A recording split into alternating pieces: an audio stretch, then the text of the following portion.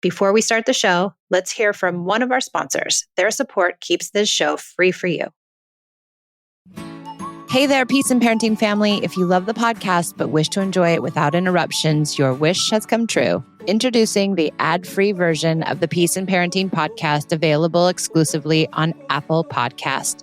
As a subscriber, you'll get all the heartfelt advice, parenting stories, and actionable tips you love without any ads.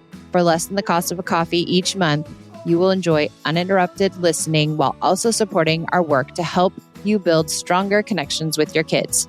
Try it out for free. Simply find Peace and Parenting on Apple Podcasts, click Try Free, and you'll gain immediate access to our ad-free episodes. There's no commitment and you can cancel anytime. So if you're ready for a more peaceful, uninterrupted listening experience, subscribe now. Let's keep focusing on connection without the distractions.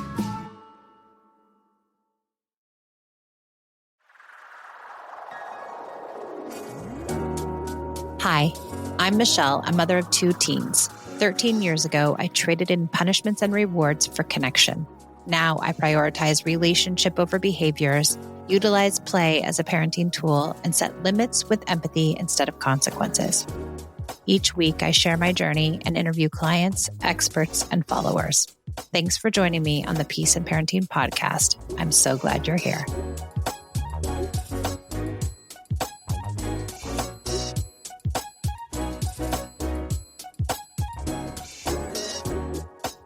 Welcome to the Peace and Parenting podcast. I'm Michelle, and I have lovely guests on, Samantha and Phil. I've known Samantha for a very long time, and she has a question that she'd like to discuss today. But can you guys first introduce yourselves?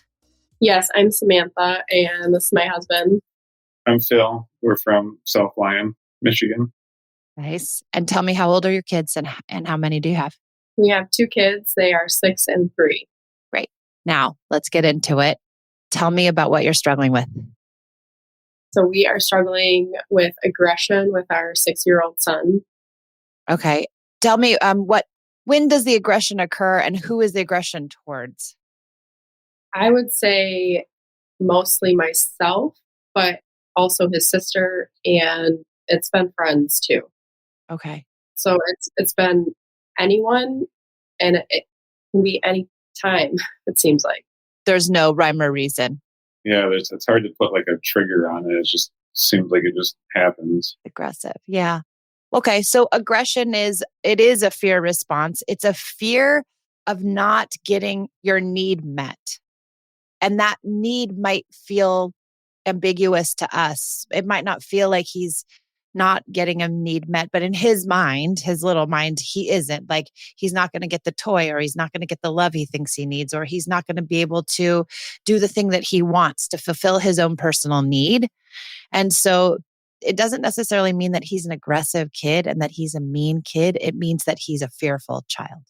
He's fearing something. And the way he processes his fear, and much like my older daughter, Esme, is through aggression.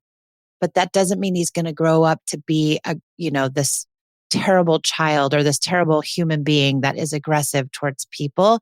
And I think to keep that in mind is helpful, that this is child behavior and it's super common. It's very common. And so I don't want you guys to be alerted to this idea or think that he's a bad kid.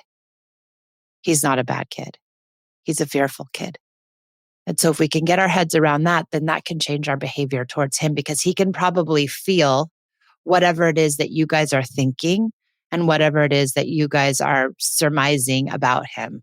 Does that make sense? I think some of the triggers for me is when he gets aggressive, like my response is to be aggressive back, because I don't, it's a trigger for me when it happens, and it's more rare, I think, for you. But it does happen. Yeah, my response is more yelling, but I feel that sometimes too. I mean, it's obvious. I mean, we tell our kids not to be aggressive, but then when he is, then, I mean, just as Phil said, yeah, we feel triggered to a point that we want to be mean back to him. And that's not right. I mean, I know that's like keeping the cycle going, and that's where we feel stuck. Yeah. So that's exacerbating his aggression. So your aggression or your yelling or your, negative energy toward him when he's being aggressive creates more aggression. So that's why you're not seeing a decrease in the aggression. You're seeing probably an increase in the aggression because now he has more fear and now he has more unmet needs. Now he's fearful that the relationship that he shares with you guys is severed. And so it pushes him deeper into that aggression. So, you know, we have to change, unfortunately. That's the hardest part of parenting is that it comes from us. And when we change, they will follow our lead, especially at this young age. He will follow your lead. You just have to get yourself to change your response.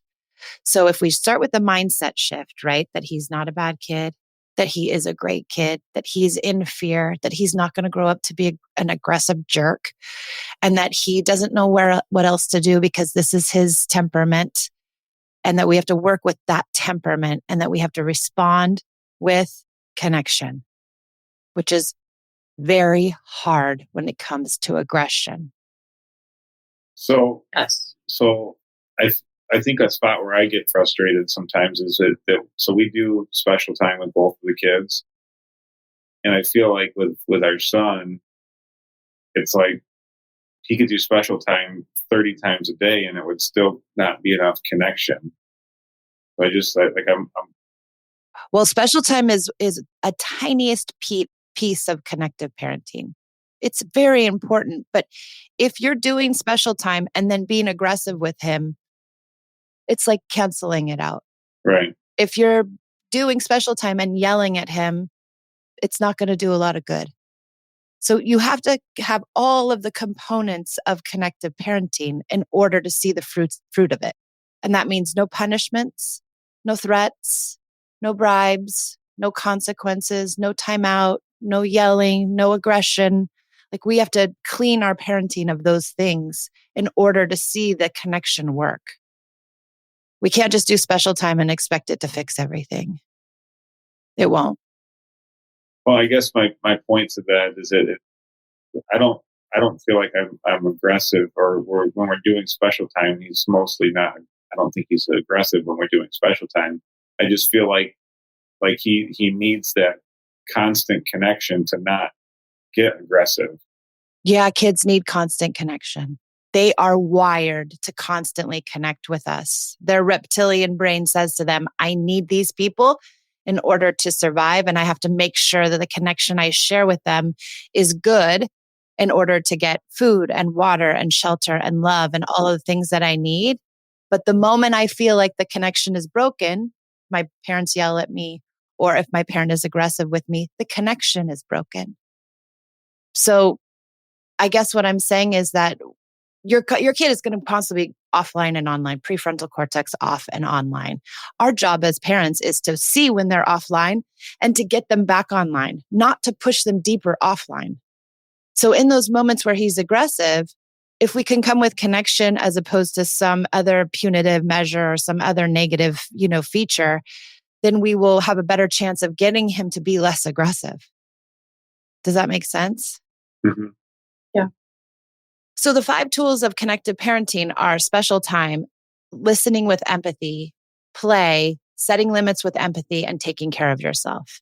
Patty Whitfler, my mentor, says it's like a table. It's a table with 4 legs, and you have to have all 4 of the pillars in order to keep the table, you, afloat. And so we're constantly trying to use all of these tools, a little bit of play, a little bit of special time, a little bit of setting limits with empathy, taking care of ourselves. We try to use these things all day long to keep the kid connected, including special time. So when he's being aggressive, you can merely give him a hug. That could be the easiest, most simple way to flip the script for him. So my question with that is his aggression as of lately is he will try to headbutt me. So then if I try to, hold his head so he's not headbutting me, he'll try to hit me.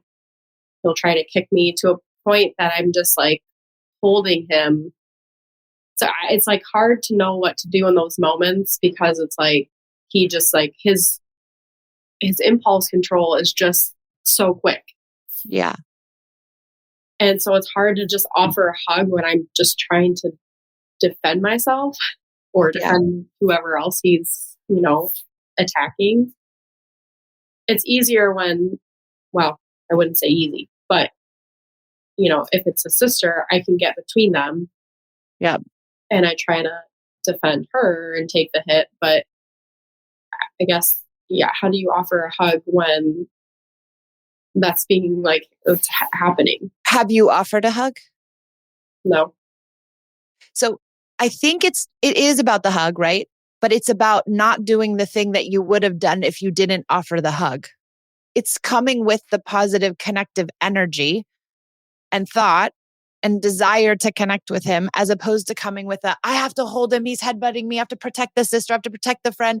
Instead of coming in with that energy, you're coming in with oh my gosh, my child's not doing well. I need to give him a hug so he can do better. And I'm going to do whatever I can. That's the sentiment in your head.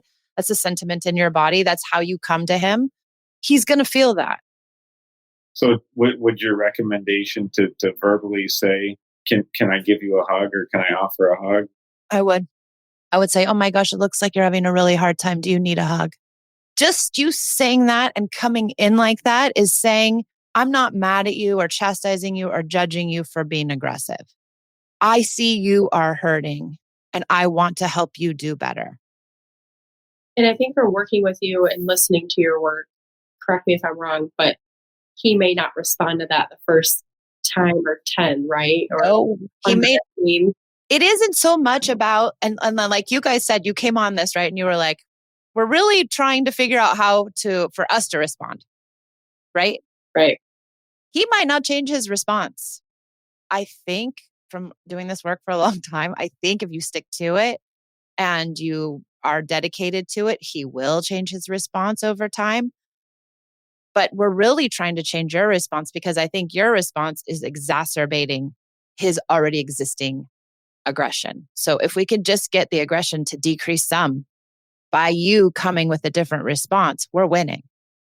And I think if you did it every single time, came with connection every single time, regardless of how he responds, just dedicated to doing that, you will see improvement. It's a process. Yeah, that's what's hard. I know.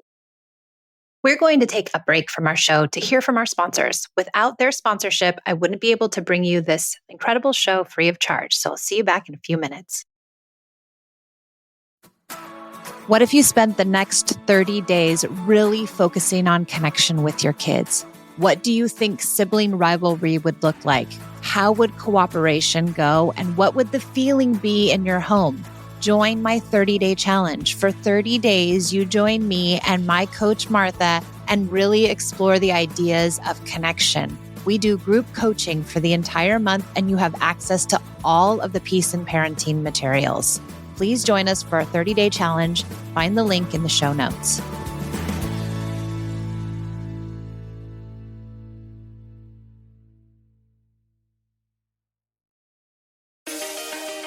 My book, Unpunished, is finally here. It is my journey into connected parenting, the idea of perfection and how it nearly took me down as a mom. I give you my best thinking around how to be a connected parent and the insights that I've discovered over the last 12 years of this incredible journey. I'm giving my book away for free, plus shipping and handling. So go to unpunished.com and get yours today. We're shipping domestically and we're also shipping internationally.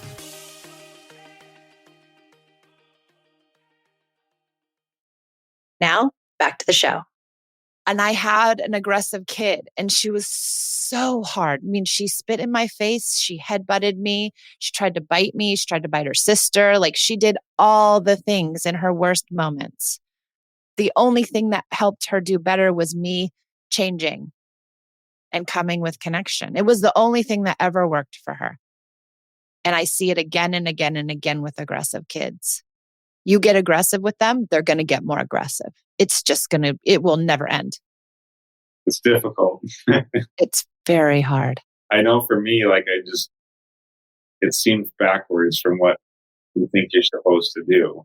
I know. Like you want to have some sort of discipline, and I guess for myself, I think I struggle most when it happens around other people, and I see like if I'm not disciplined with the way that he's acting, then they think that I'm the reason that he's acting that way because we're not we're not being strong parents. And that's what, Yeah. It's hard to feel judged. It's very hard to feel judged by other people. And I think, I don't know, did you guys grow up in houses where your families were aggressive towards you? Like, was that the discipline, spanking or that kind of thing? yeah. Yeah. And so that's in our fiber. That's our default. We think, oh, if something gets really bad, I should just spank. I should just be that aggressive. And so somehow we think that that's the right thing to do. But it really isn't, because you're just teaching him aggression. 80% of what kids learn is what's modeled to them, not what's told to them, but what's modeled to them. So whatever we're modeling, and I was modeling yelling and threatening and bribing, and I was modeling all the wrong things. Then I had this little girl, mini me, just doing the same things to her sister. So we got to model the right things, even if they don't respond right away. Do you recommend that same thing? That, I guess if it's with his friends in a public place, would it be, I guess, to just kind of help remove him from the situation and then offer a hug? Or I would try to get my body in between. He's still little enough. You can do that. I think you can get your body. Well, two things. One, I would make sure you're doing some sort of connection before you put him in some group activity, some friend activity. Like, are you guys wrestling? Are you doing hide and seek? Are you letting him really get it out before you get there? Have you done special time before you get there? Is he in a good mood, and are things going well with him, or has he already been aggressive with his sister, not listening at home, like having a hard time? Then I would avoid those group things for a little while. If he's in a bad place, not worth it, just not worth it. Yeah, we're trying to, I think that's why we're here. We were in a group setting a little over a month ago, and he hit one of his best friends pretty hard. Nice. And, we're trying to work it out. My friend, I'm good friends with his mom. And so, she's been really gracious about it, but it's just challenging. And he really struggles with, any kind of disappointment or, lots of shame. Yeah. Yeah. He really goes to that. So, I mean, what do we do if, when that happened, I wasn't there. I didn't see it happen. I was there physically, but I didn't see it happen. Mm-hmm. So, in that situation, how should I respond? I still feel mad about it. I feel bad for the other kid. And I feel bad for your son, to be honest, because he doesn't want to hit his best friend. He really doesn't. And he's super shame adverse. And so when that whole thing went down, it was probably a huge kerfuffle. And I'm sure he felt horrible. Yeah. And so I feel bad for him. I mean, I feel bad for the other kid who was hit too, but that kid doesn't have a deeper thing going on. He got hit, was bad, but he's going to recover okay mentally and emotionally. Your kid is having a struggle here, and he continues to hit. So that's who I feel bad for. And so I think just having that change in thought can help you see him as struggling. And you just say to your friend, I'm so sorry. He's really struggling. We're really trying. I know it was, super unfortunate. And you go to the other kid and you say to the other kid, I'm so sorry you were hurt. And I'm sorry it's painful to have these things happen between friends. I understand. It's not easy, but it's okay. And it is something that happens with kids. And you guys are going to get through this. I promise you. He's a great kid. He's such a sweet boy. He really is. I know him. He's a great kid. He's just having a hard time. Yeah. We talk to each other about it a lot, and it's what stinks is when he is in a good mood, and he is super sweet, and he's very genuine with like hugs and thank yous and sorries, and just like he's very genuine, but it's just like the light switch of, it's like hard to try to, it just like wakes up one morning and it's a bad day. Yeah. He's a fiery, strong-willed, sensitive, sweet, shame-adverse boy. He's like my Esme, and they're tough kids to parent. They're tough. They're so confusing because you're like, how can you hit and also be so sensitive? Like, what? Well, I'm sorry, what? You're like hitting people, but you're the most sensitive kid I've ever met. And so it just becomes, and that's why they hit. They are so sensitive. Everything in their environment is hard for them. And so something goes on really hard in his environment and he hits because he's fearful, because he is so sensitive. So one thing that comes up for me is I really try not to helicopter, Right. be a helicopter. But because of, and this has really escalated, I think, a little more recently, but I feel like I need to be a helicopter parent because of how Well, quickly he can they change. get ignited. Yeah. Yeah. I don't know if you have to be a helicopter parent, but I do think you need to be present. But I don't think you need to be like, don't do this, do that, climb up here, don't talk to them. Like, I don't think you I need see. to over manage him, Okay. but I think you need to be there and present and quietly watching. And when you can see things ramping up, can you be like, hey, you want to come play hide and seek with mommy? Like, what can you do to like read the room a little bit Yeah. and see if he's getting into a spot? I have done that, and I guess it's maybe more like I've offered special time in those moments, and he'll say no. So then I just switch to a different tool. Yeah, I would try like real play. Be like, what? You could do like the whole, scorn girlfriend. What? You don't want to do special time? Man, I've been waiting all day to do special time with you. And now you just ditch me? Like you could go to play. You could say, do you want it? You could engage with that. Like I used to get involved with all the kids. Like when I saw things were ramping up, I'd be like, who wants to play Simon Says? And I would just do a whole huge big game of Simon Says with everyone. I would intervene and be like, who wants to play hide and seek? If I could see that they needed connection, because the other kids get squirrely too. If they've been playing alone too long, they can't always manage it. And so can you come in as the Pied Piper and kind of like engage in a play with all of them to help your son? Okay. Sometimes I had to do that for Esme a lot. He does really like the physical play, and like we've been doing the pillow fights more, and That's great. And I would do them before these big social things. The other piece that I think is important to mention, and I don't know what's happening in this realm because I haven't talked to you guys in a while, but after he hits, are you revisiting it with him? I try not to every single time because I was finding that it just I can feel the shame inside of him, or see it at least. And so I try not to bring it up every single time. That's good. I think I would not talk to him at all about it because he already knows he's not supposed to hit. He is not hitting because he doesn't understand he's not supposed to. He's been told a million times. He doesn't want to hit. He doesn't really desire to hit people. He's in an automatic response and he's offline. He can't think well. So I would not revisit it with him because I think it will cause more shame and cause more hitting. I guess I get the concept, but it's so you like you don't address it at all. I mean, have you been addressing it?